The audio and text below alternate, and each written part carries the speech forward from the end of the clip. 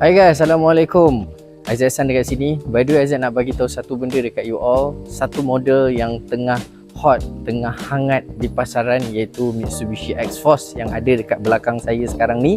Untuk pengetahuan you all, kita ada early bird booking for this car, for this model, iaitu 1000 unit pertama saja akan dapat RM5,000 cash rebate, dan juga kita ada tambahan untuk loyalty punya program. Kalau contoh korang pakai Mitsubishi, korang akan dapat extra lagi 1000 cash rebate lah, so total adalah 6000.